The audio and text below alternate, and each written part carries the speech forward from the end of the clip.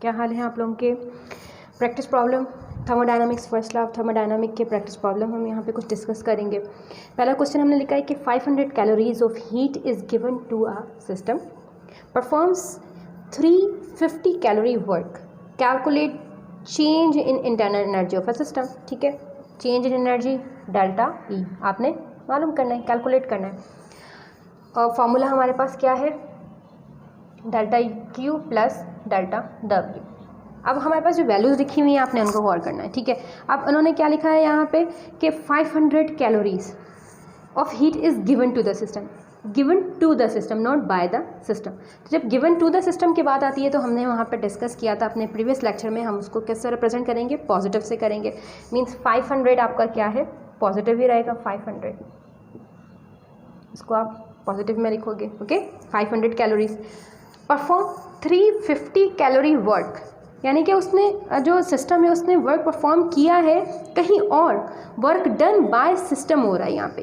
ये जो आपके पास है work done by the system. Question जो भी प्रॉब्लम्स होती हैं उनको आप पढ़ना सीखें, यानी वो क्या है उसकी लैंग्वेज को समझेंगे तो आप खुद ब खुद प्रॉब्लम करना कोई इतना कोई महान काम नहीं है, इतना कोई बड़ा काम नहीं है, मुश्किल काम भी नहीं है।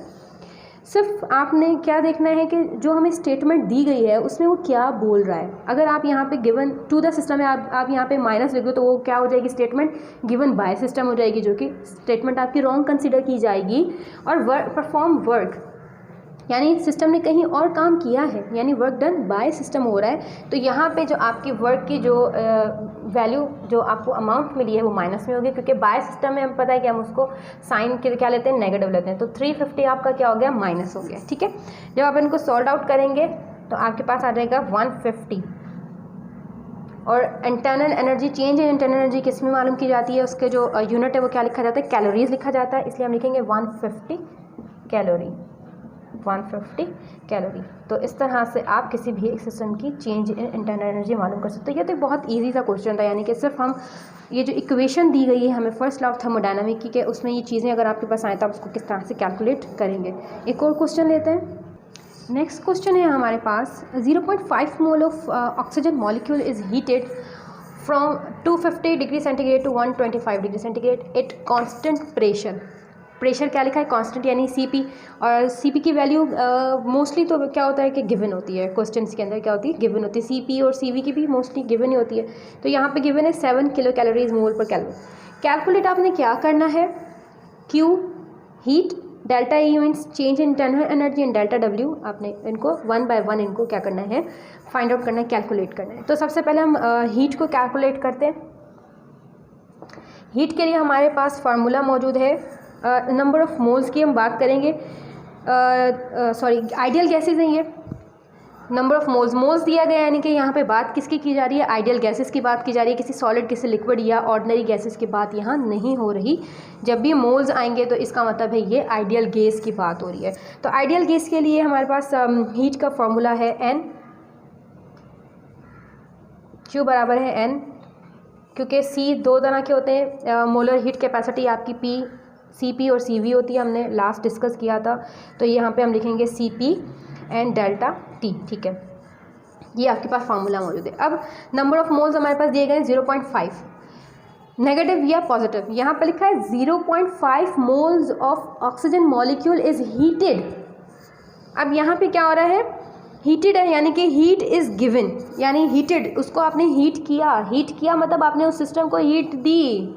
Heat given to the system, आपने किसी भी एक सिस्टम को वहाँ पे हीट प्रोवाइड की है, तो वो क्या होगी? पॉजिटिव होगी। यानी जो नंबर ऑफ मोल्स हैं आपके वो पॉजिटिव में होंगे। 0.5 मल्टीप्लाई CP की वैल्यू आपको ऑलरेडी गिवन है क्वेश्चन के अंदर 7, और चेंज यहाँ पे हो रहा है, पहले 25 था, अब 25 से वो 125 हो गया, यानी कि कितना चेंज आया? 25 से 125 यानी 100 चेंज आया। तो वो चेंज आपने लिखना है। Change in temperature, change in temperature कितना आया? 100 आया। ठीक है, अब आप इनको जब समराइज़ करेंगे, कैलकुलेट करेंगे, 0 और इसको यहाँ से इसको ख़त्म कर देंगे, तो जब आप इनको मल्टीप्लाई करेंगे तो 350 आपके पास हीट आ रही है, 350 कैलोरीज पर मोल calorie.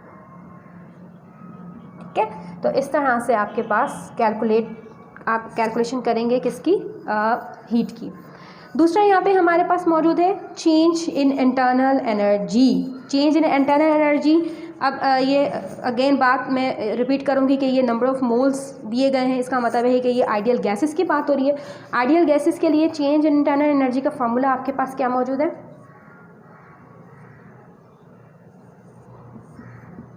N C v delta T, ठीक है।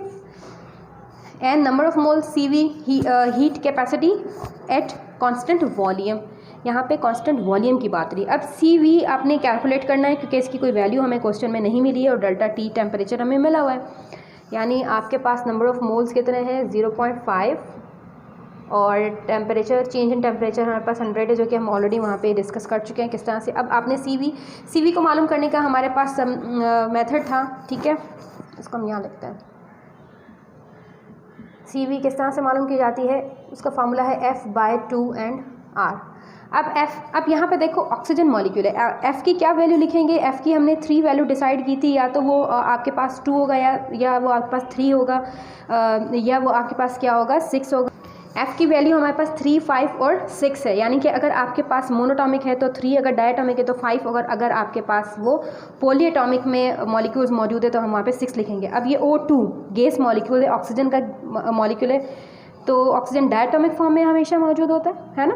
तो इसके लिए हम क्या लिखेंगे? F की वैल्यू 5।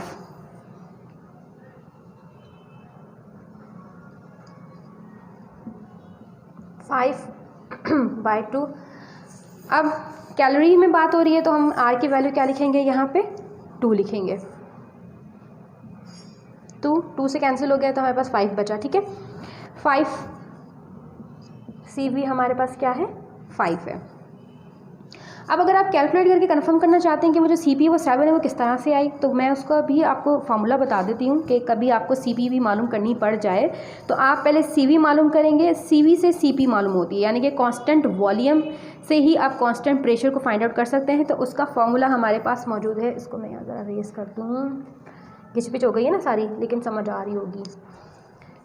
CP मालूम करने का हमारे पास मेथड है, CP बराबर है CV प्लस R, यानी जो भी CV की वैल्यू आएगी, जैसे अभी हमने जो कैलकुलेट किया उसमें CV की वैल्यू आई है आपके पास 5 प्लस R की वैल्यू आप उसके अकॉर्डिंग लिखोगे। अब कैलोरीज़ में बात हो रही है तो हम यहाँ पे लिखेंगे 2, तो 5 प्लस 2 आपका कितना हो गया? 7।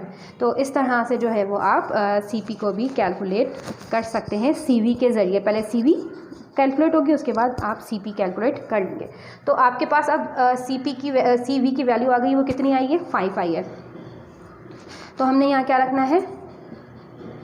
5, ठीक है, अगेन, और आप इसको सॉल्व आउट करें, 250 कैलोरीज़ के अंदर आपके पास आ गई है। तो आपने डेल्टा E यानी कि चेंज इन इंटरनल एनर्जी भी आपने मालूम कर ली है। अब हम मालूम करते हैं वर्क डन, ठीक है। वर्क डन क्या हो रहा है यहाँ पे? इसको ज़रा रेस करें।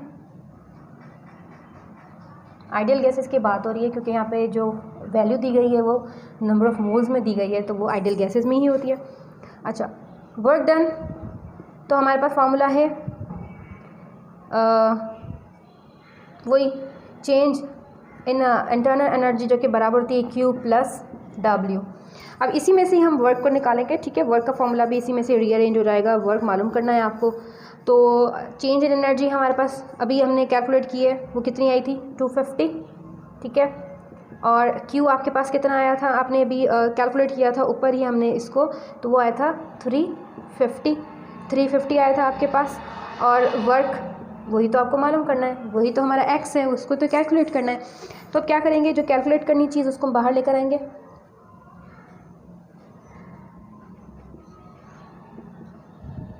तो आपके पास याद आएगा 100 माइनस कैलोरीज, ठीक है। यानी कि आपके पास ये जो X यानी कि ये आपका वर्क जो है वो भी आपने कैलकुलेट कर लिया।